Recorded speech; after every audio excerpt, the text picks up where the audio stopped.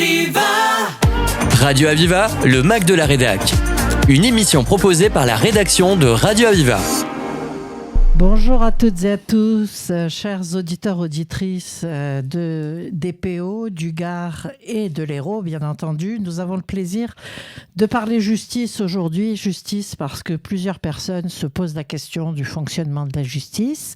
Et nous avons pour cela le plaisir et l'honneur de recevoir Jean-Marie Benet, procureur général près de la Cour d'appel. Bonjour, monsieur le procureur général. Bonjour.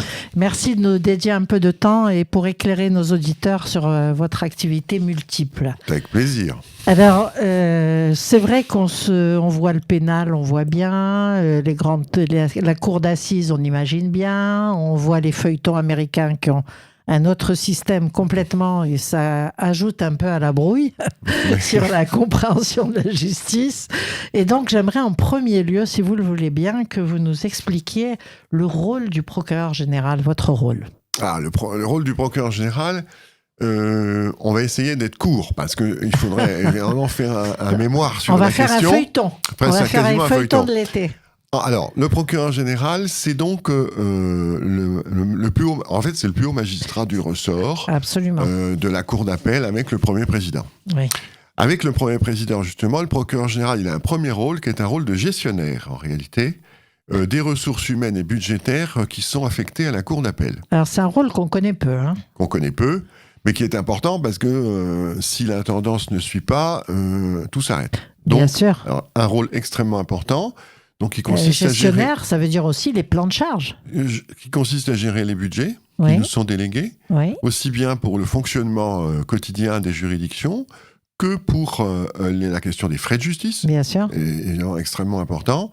Et puis aussi, une question importante, c'est les questions relatives à l'aide aux victimes, à l'aide juridictionnelle, etc., etc. Donc ça, c'est un premier rôle qui est un rôle de gestionnaire. Le deuxième rôle du procureur général, c'est un rôle il est ministère public oui. devant la cour d'appel. C'est-à-dire qu'il est le procureur général. Alors, il est général, parce qu'il est au-dessus du procureur, en fait. Voilà. C'est le plus haut niveau. C'est pas le général des procureurs, mais c'est un peu quand même l'idée.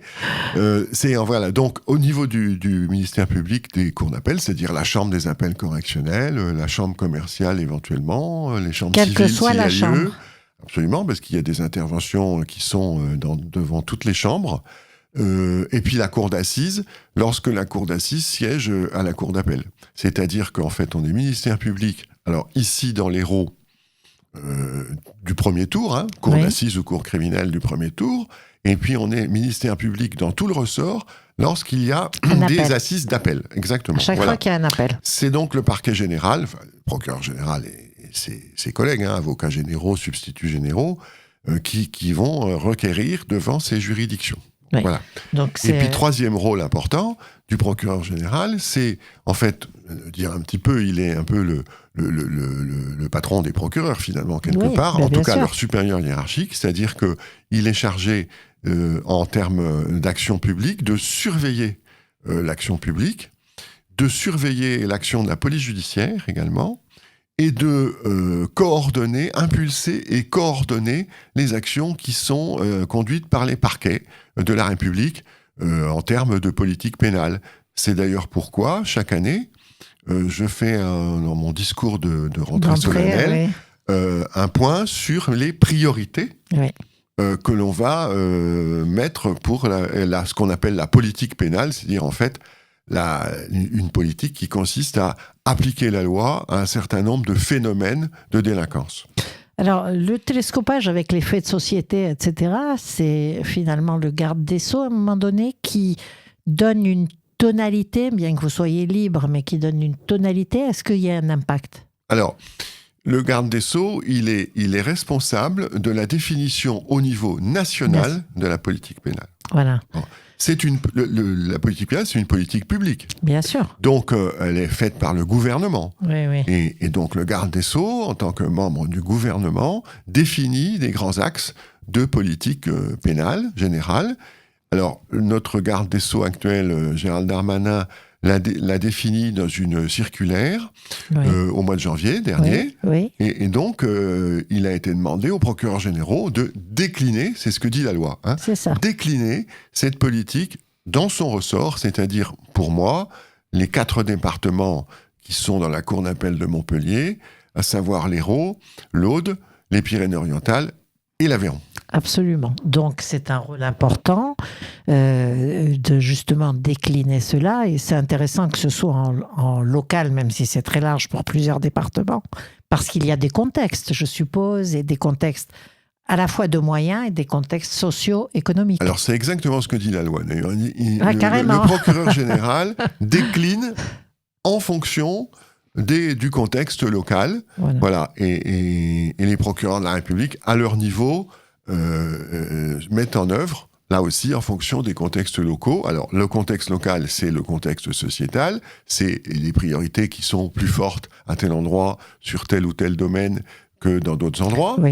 Il peut y avoir beaucoup d'actions. Il y a des politiques nationales, par exemple, la lutte contre les violences intrafamiliales, où là... C'est important, voilà, dans tout le ressort. Et puis, il y a également à tenir compte, bien évidemment, dans cette déclinaison des priorités, des moyens dont on peut disposer, aussi bien en termes de ressources humaines, magistrats et greffes de l'institution judiciaire, mais aussi, et extrêmement important, et ça c'est un rôle du procureur général dans la surveillance de la police judiciaire, c'est évidemment de savoir, de tenir compte des effectifs et des moyens dont disposent les services de police et de gendarmerie du ressort, la douane, éventuellement, qui fait un certain nombre de procédures et des saisies extrêmement importantes en matière de stupéfiants, tout le monde le sait, et de tabac. Dans les zones frontalières. Et pas que, sur beaucoup d'endroits du ressort, en réalité. Et puis, donc, tenir compte de tout cet ensemble pour essayer de faire quelque chose de cohérent, qui ait du sens, et surtout qui soit efficace dans le sens de l'intérêt public. Alors, Jean-Marie Bénet, procureur général, on a peu conscience dans le grand public du rôle sur la police judiciaire, les enquêtes, etc. Finalement, vous êtes impliqué. Ah ben, on est impliqué, oui. Alors, les procureurs de la République sont impliqués parce qu'ils sont en charge, au terme du Code de procédure pénale, de la direction de la police judiciaire. C'est-à-dire que peuvent donner des instructions au service de police en disant, dans une enquête, faites ci, faites ça. Niveau d'urgence. Je veux voir... niveau d'urgence, et puis je veux voir tel acte fait. C'est ça va assez loin. C'est dans une... Ça va dans le détail. Je veux voir ça peut descendre dans le détail. Par exemple. Exactement. Avez-vous fermé cette piste-là, etc. Alors ça, c'est le procureur public. C'est d'ailleurs ce que fait le juge d'instruction quand il est saisi des instructions. C'est exactement la même chose. Et puis le procureur général, lui, il s'occupe pas de ça. C'est pas son rôle. Non. Le procureur général, lui, il est, j'allais dire, au-dessus. Il surveille. C'est un rôle de surveillance. C'est plus conceptuel et garde-fou et directive. Et conceptuellement, c'est vraiment, moi, j'insiste souvent beaucoup, dans notamment le cadre des conférences que je suis amené à faire ou des présentations que je suis amené à faire, sur le rôle de surveillant du procureur général. Je dis souvent, le procureur général, c'est un rôle de surveillance générale et c'est historique. Parce que quand on regarde, par exemple, les rapports des procureurs généraux, même sous le Second Empire ou le début de la Troisième République, le procureur général faisait des rapports à l'époque déjà ça. Très précis. C'est ça. Et il donnait son avis sur la manière dont ça marchait dans le secteur, y compris d'ailleurs sur la manière dont se comportaient les maires, les commissaires de police et les préfets. Oui, c'est ça. Alors ça, évidemment, ça a disparu. On mélange un petit peu moins les pouvoirs. Voilà. Mais c'était la surveillance, c'était pas du mélange. Oui, c'était la surveillance. C'est de la surveillance quand même. Mais quelquefois, c'est vrai que pour le grand public, il y a un appel sur cette surveillance, il y a une volonté, parce que les gens ne voient pas bien jusqu'où peut aller la séparation des pouvoirs, etc. Et puis, tout le monde a besoin de savoir qu'il y a une vision générale que vous assurez. C'est ça, c'est important. Voilà, une vision générale, une vision transversale. Alors, vous vous êtes mobilisé, Jean-Marie Bénet, pour apporter la bonne parole et des explications à travers une série de conférences à la faculté de droit. En quoi est-ce important ? Alors, c'est très important. Ceci dit, ma mobilisation, elle n'est pas récente. Parce que j'ai été pendant 27 ans professeur associé des universités. Voilà, j'ai vu qu'on partage ça, mais pas dans le même domaine. Mais moi, j'étais en pharmacie.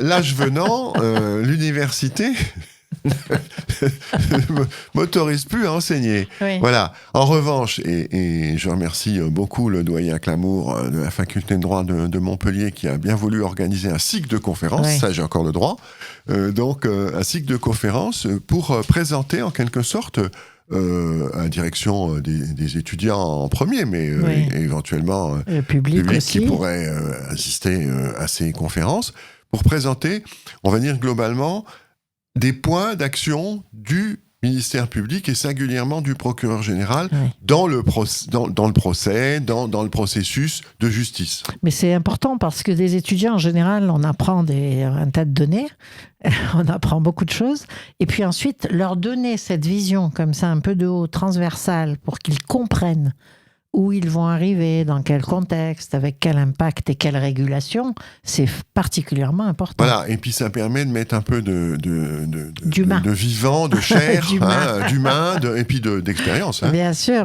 Autour de concepts juridiques qui sont parfois, il faut bien le dire, un peu flous et un peu mouvants. Bien sûr, bien sûr.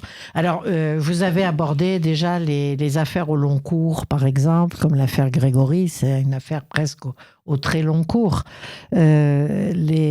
Alors ça, j'ai abordé des affaires comme au des long exemples, cours. quoi. Oui, Voilà. dans lesquels moi je suis intervenu personnellement. Exactement, exactement. Donc l'idée c'était ça, de présenter. Alors au travers de ces questions, là il y avait également des questions juridiques. Bien sûr. La réouverture D'un procès. d'une procédure Bien sûr. terminée, ou la révision pour l'affaire Dils-Holm Bien sûr. de la révision d'un procès jugé. Bien sûr.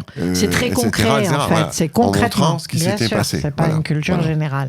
Vous avez abordé, par exemple, les questions le ministère public dans les procédures non pénales, dans les procédures internationales. Absolument. Ce sont toutes les facettes de votre action, finalement. Facettes d'action, avec pour les procédures non pénales, on parle essentiellement alors de la matière commerciale, Oui, et bien singulièrement de la matière des procédures collectives, Oui. voilà, où là, le ministère public a un rôle très important à jouer.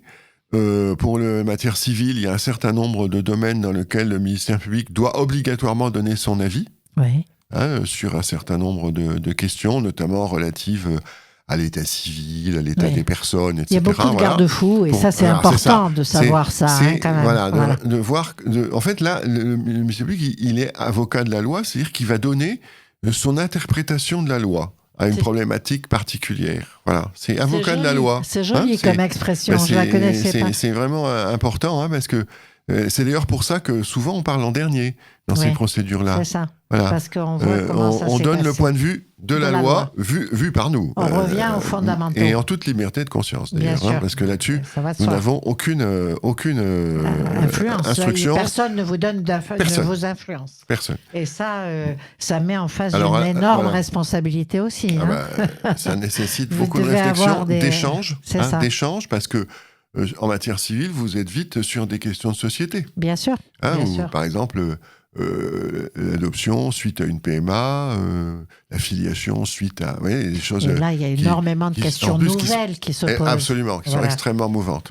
Oui. Donc c'est assez impressionnant parce que finalement, cela vous oblige, vous, d'abord, côté juridique, côté de la loi, côté des textes, on imagine bien que vous êtes complètement au fait du jour, mais c'est aussi au niveau sociétal, au niveau des mentalités et des évolutions de mentalité que vraiment vous intervenez de façon importante. Mais c'est pour ça qu'on s'appelle le ministère public. Exactement. C'est exactement cette Mais c'est raison-là. important, les gens C'est l'oublient. exactement cette raison-là. C'est, comme je dis souvent quand je commence mes réquisitoires devant les jurés en cour d'assises, je dis « je suis l'avocat général ». Oui. Ça veut dire quoi ? Ça ne veut pas dire que je suis le général des avocats. Ça veut dire que je suis l'avocat de l'intérêt général. En C'est réalité, ça. c'est une contraction, et avocat de l'intérêt général, et je parle au nom de l'intérêt général, tel que ma conscience, Ouais, évidemment, bien sûr, me conduit bien à le sûr. faire, dans Mais l'analyse d'ailleurs, qui est la mienne. je vais vous faire un aveu. Quand on assiste à un procès, quand l'avocat général, justement, parle et le procureur, on revient à des valeurs. On sent que c'est très, justement, lié à des valeurs de notre République, à son contexte juridique, Oui, etc. Et ça fait du bien. Mais un réquisitoire doit être fait pour ça, si vous voulez. Ouais, voilà. C'est pas de l'accusation publique. C'est ça. C'est l'époque de Fouquier-Tinville est heureusement terminée. mais c'est de parler au nom de l'intérêt général, c'est-à-dire en matière pénale, mais de dire comment il faut appliquer la loi pénale, qui est une sanction à un comportement contraire à la société, clairement. Bon, c'est ça. Dire voilà, quelles sanctions il faut mettre, de quelle manière, etc. vu du côté de l'intérêt général. Après, le juge décide en toute conscience ce qu'il a fait. Mais on rappelle ce qu'est l'intérêt général et sur quelle base, sur quel fondement est juridique et de valeur. Et c'est essentiel. Ouais, c'est important et je vous dis, ça fait du bien d'entendre ça. Alors, on vous connaît un peu moins dans les questions sur les professions réglementaires réglementées, ou sur également des réformes de la police ou des choses comme des questions qui sont fondamentales dans notre société quand même. Oui, alors. Sur la police, si vous voulez, là, ça rentre dans ce que je disais il y a quelques instants. Rester dans par les rapport à la surveillance, bien sûr. Et la direction et la surveillance de la police judiciaire. Bien sûr. Donc ça, c'est tout à fait logique. D'ailleurs, on le fait en dialogue, bien évidemment, avec les responsables des services de police, etc. Et d'ailleurs, quand je suis intervenu à l'université, je suis intervenu à 2 voix avec le directeur interdépartemental de la police nationale. C'est bien pour voir les 2 points de vue. Puis, exactement. C'est 2 extrêmement objectifs. important. Et de montrer que c'est totalement complémentaire. Oui. Et que bien évidemment, en fait, nous, on est autorité d'emploi, si vous voulez, de la police en matière judiciaire. Le préfet est autorité d'emploi de tout ce qui concerne la police administrative et la garantie et le maintien de l'ordre public. De l'ordre public, oui. Le judiciaire, c'est nous. Les enquêtes. Voilà. Les enquêtes qui enquêtes consistent à identifier les auteurs d'infractions et, si possible, les emmener devant le juge. Voilà. Alors, une prochaine conférence bientôt sur justement le jugement des procédures criminelles. On a beaucoup de modifications qui arrivent Alors, qu'on a parlé beaucoup de simplifier. Oui, la simplification, moi je suis toujours prudent avec la simplification, parce qu'on sait qu'en général, quand on veut simplifier, on rajoute une couche. Schématique. Donc, ou on devient schématique ou on rajoute une couche. Donc, l'objectif n'est pas forcément atteint. Non, plaisanterie mise à part, mais il y a beaucoup en ce moment de questionnements, mais c'est pas nouveau, sur le jugement des affaires criminelles, singulièrement par rapport au stock d'affaires qui en attendent d'être jugées, c'est-à-dire qui sont terminées, sont terminées au niveau de l'instruction et qui sont en attente d'être jugées. Pourquoi ? Parce que la loi, et c'est très bien, a prévu un certain nombre de délais qui nécessitent qu'on juge quelqu'un dont l'instruction est terminée dans un délai de 6 mois ou d'1 an après la fin de l'instruction. Donc ça, c'est très bien. Sauf que les capacités de jugement font que toutes ces affaires passent nécessairement en priorité, ce qui fait qu'il ne reste plus beaucoup de créneaux, pardonnez-moi d'employer ce mot, pour juger les affaires où les accusés sont libres. Alors, on va rappeler quand même que la justice a une carence d'effectifs qui est absolument spectaculaire. Pour avoir assisté à certaines rentrées solennelles, on voit que l'effectif, il a augmenté récemment, mais pas énormément. Et quand on compare à d'autres pays européens, on est loin. Alors, c'est vrai que si on compare à d'autres pays européens, on est loin. Alors là aussi, il faut faire très attention, comparaison. Parce que tout le monde ne fait pas la même chose, et notamment en ce qui concerne les parquets, il y a des parquets qui font pas du tout la même chose que nous. Bien sûr. Donc, il faut faire attention à ces comparaisons. Il demeure incontestablement qu'il y a un manque d'effectifs dans les parquets, mais dans la justice en général. Bien sûr. Un manque au niveau des fonctionnaires de greffe également. On a été renforcé avec les assistants du magistrat. Ça, il faut reconnaître que ça nous a quand même beaucoup apporté en termes de préparation des dossiers, notamment, etc. Mais, si vous voulez, il est clair que on va dire, il manque... moi, je dis toujours, pour schématiser, on serait 30% de plus, ça serait bien, un tiers. Ça serait parfait. C'est ça. Alors, ne rêvons pas, on les aura pas. Sûr. dans la trajectoire 2027 qui était prévue et qui semble sauvegarder, le garde des Sceaux nous a indiqué qu'elle serait sauvegardée. On avait du souci à cause des budgets. Voilà. Mais le garde des Sceaux a fait d'énormes efforts et a obtenu... Il a bien défendu le dossier. Extrêmement bien défendu en termes de création d'effectifs. Pour l'instant, ces effectifs, ils viennent de rentrer à l'école de la magistrature, les recrutements.